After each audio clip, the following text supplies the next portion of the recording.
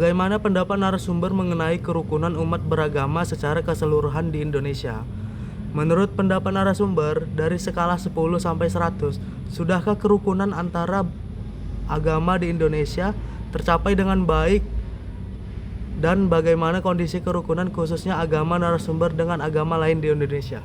Ya, terima kasih kepada penanya. Pertanyaannya cukup bagus. Yang untuk yaitu pertanyaan yang pertama ialah bagaimana kondisi kerukunan, ya kan? Kerukunan yang ada di Indonesia.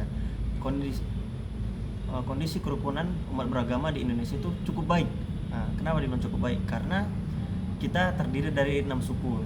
Yang pertama Islam, yang kedua Katolik, Protestan, Hindu, Buddha, dan Konghucu. Semuanya di sini sangat menghargai satu sama lain. Baru kedua, berapa skalanya dari antara 10 ke 100? Skalanya ialah 70. Kenapa? Karena cukup baik kalau 70.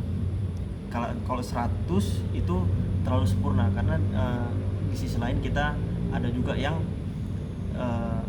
kurang menghormati satu sama lain, yaitu sering bertentangan, penyimpangan antara Islam dan Kristen itu sering terjadi. Baru yang terakhir, bagaimana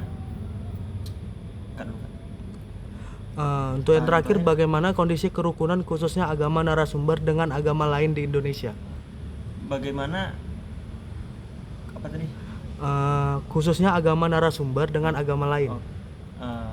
Pendapat saya, kondisi agama saya dengan agama lain itu ialah sangat saling menghormati, di mana Islam sangat mentoleransi agama lain, yaitu saling menghormati, saling tidak mencela agama dan suku atau apalagi agama umat Islam. Yang dimana kita sebagai umat Islam ialah itu diajarkan oleh Nabi sendiri untuk tidak menghina satu sama lain, yaitu kita untuk saling menjaga kerukunan dan kedamaian. Itu menurut saya. Untuk pertanyaan nomor 2, dalam ajaran agama narasumber, bagaimanakah kerukunan antara umat beragama diajarkan? Ya, terima kasih kepada penanya sekali lagi. Pertanyaan cukup bagus. Di sini izin saya akan menjawab pertanyaan dari pertanyaan. Yaitu dalam ajaran agama saya, bagaimanakah kerukunan antar umat beragama diajarkan? Yaitu ada di ajaran saya, ada di surah Al-Hujurat ayat sekian, yaitu ya ayuhan nasu inna khalaqnakum min dzakarin aw unsa wa ja'alnakum syu'uban wa qabaila lita'arafu, yang artinya wahai manusia. Di sini kita dibilangnya manusia, bukan umat beragama gitu. Bukan khususnya bukan umat Islam aja, ya ayuhan nas, wahai manusia. Nas itu artinya manusia. Wa ya ayuhan nasu inna khalaqnakum, semuanya wahai manusia, kami menjadikan kamu perempuan dan laki-laki, wa ja'alnakum, menjadikan kamu berbangsa-bangsa, syu'ubau, dan bersuku-suku, supaya kamu saling mengenal. Itu yang diajarkan oleh agama kami. Terima kasih. Untuk pertanyaan nomor 3, bagaimana cara menciptakan suasana kehidupan beragama yang harmonis di lingkungan masyarakat yang heterogen? Terima kasih kepada penanya. Pertanyaan cukup bagus. Di sini saya akan menjawab pertanyaan tadi, bagaimana cara menciptakan suasana yang bagus antar umat beragama dengan masyarakat yang heterogen atau berbudaya, atau manusia yang berbudaya, bersuku-suku dan agama, gitu kan? Ya, caranya kita saling menghormati agama satu sama lain, suku sama suku, tidak saling mencelah dan tidak saling mengejek suku dengan alasan apapun, karena itu bisa menimbulkan konflik, apalagi dengan agama itu sangat dilarang. Kenapa? Karena dengan saling menghormati dan saling menjaga lisan untuk tidak mencelah agama lain, itu bisa menciptakan masyarakat yang harmonis di tengah-tengah dengan masyarakat yang bersuku-suku dan berbudaya. Sekian, terima kasih, itu menurut saya. Untuk pertanyaan nomor 4, menurut pendapat narasumber, bagaimana seharusnya setiap umat menjaga kerukunan antar agama di dunia ini? Terima kasih kepada penanya, itu pertanyaan cukup bagus. Di sini akan menjawab bagaimana pendapat saya, yaitu untuk menjaga kerukunan yang ada di dunia ini, gitu kan, antar umat. Ya, benar. Yaitu pertama saling menghormati, yang kedua bertoleransi dengan perbedaan keyakinan. Dengan bertoleransi dengan perbedaan keyakinan, yaitu tidak memaksa keyakinan agama lain untuk mengikuti agama kita. Itu tidak boleh, karena dengan begitu nanti rusaklah toleransi di tengah antar manusia.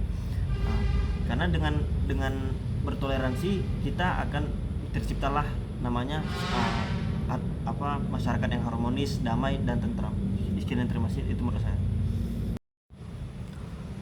Untuk pertanyaan nomor 5, menurut pendapat narasumber, bagaimana seharusnya Nomor 5, menurut pendapat narasumber, bagaimana seharusnya dan peran pemerintah untuk menciptakan kerukunan beragama bagi seluruh warga negara? Terima kasih kepada penanya yang pertanyaannya cukup bagus. Di sini saya akan menjawab pertanyaan tadi. Bagaimana peran dan seharusnya pemerintah tuh dalam menjadikan antar umat itu rukun dan damai yang ada di Indonesia ini, yaitu ialah pemerintah harus menjalankan peran yang pertama, yaitu menjamin hak-hak agama di tengah masyarakat, tidak mendominan ke agama-agama lain. Contohnya masyarakat pemerintah mendominan ke agama Islam daripada Kristen. Nah, itu membuat agama Kristen menjadi sangat tidak suka kepada pemerintah atau terasa terdiskriminasi. Itu yang kedua, pemerintah harus menjamin perlindungan hak-hak terhadap kesetaraan agama, bukan agama Islam aja, yaitu agama Kristen dan agama yang ada di Indonesia dan lain-lain. Itu aja jawaban saya, terima kasih.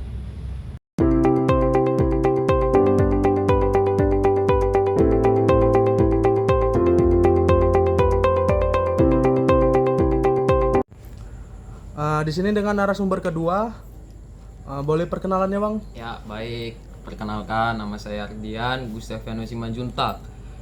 Agama juga, Bang? Boleh. Ya, saya umat beragama Kristen, lebih tepatnya GMAHK atau Gereja Mahasiswa Advent Hari ke-7, ingin melakukan wawancara. Ya, baik. Kita lanjut ke pertanyaan pertama ya, Bang. Ya, silakan. Jadi pertanyaan pertamanya itu, bagaimana pendapat narasumber mengenai kerukunan umat beragama secara keseluruhan di Indonesia? Dan menurut pendapat narasumber, dari skala 10 sampai 100, sudahkah kerukunan antara agama di Indonesia tercapai dengan baik? Dan bagaimana kondisi kerukunan khususnya agama narasumber dengan agama lain di Indonesia? Ya, baik. Untuk skala 10 sampai 100 tadi yang Abang ucapkan tuh menurut saya pribadi ya, itu berada di tingkat 30. Kenapa? Karena di kondisi yang sekarang itu masih banyak agama-agama Kristen terintimidasi dan juga kurangnya toleransi antara umat beragama satu dengan yang lainnya. Seperti banyak yang kita ketahui kasus-kasus melecehkan agama, menjelek-jelekkan agama. Dan untuk pertanyaan tadi di bawahnya bisa diulang, Bang? Oke. Dan bagaimana kondisi kerukunan khususnya agama narasumber, agama Abang, Ya. dengan agama lain di Indonesia?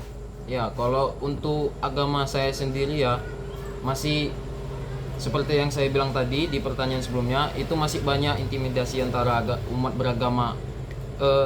Jika saya berpatokan nih antara, karena umat agama yang kami minoritas itu masih banyak yang disepelekan, dijelek-jelekan, dikarenakan masih di wilayah kami, tempat kami tinggal pun itu mayoritasnya umat beragama Muslim. Nah, seperti itu, Bang. Lanjut, Bang. Untuk pertanyaan nomor 2, dalam ajaran agama narasumber, bagaimanakah kerukunan antar umat beragama diajarkan?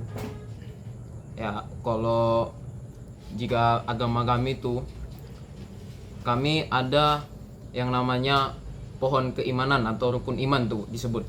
Nah, rukun iman ini itu berkaitan dengan ajaran-ajaran yang baik yang berhubungan dengan sesama umat beragama ataupun sesama makhluk hidup yang lain. Contohnya adalah di situ ada kesabaran, mengasihi, damai sejahtera, dan lain-lain. Sudah, Bang? Ya, lanjut. Untuk pertanyaan nomor 3, bagaimana cara menciptakan suasana kehidupan beragama yang harmonis di lingkungan masyarakat yang heterogen? Jadi kalau untuk menciptakan suasana yang harmonis, yang saya ketahui itu contohnya adalah menerapkan sistem toleransi pada anak-anak kecil agar kedepannya bisa saling memahami dan juga mengerti tentang perbedaan agama berbudaya. Dan juga untuk contoh kedua itu adalah mengurangi provokasi atau ujaran kebencian tentang agama sendiri kepada agama yang lain. Ya, silakan. Untuk pertanyaan nomor 4, menurut pendapat narasumber, bagaimana seharusnya setiap umat menjaga kerukunan antar agama di dunia ini?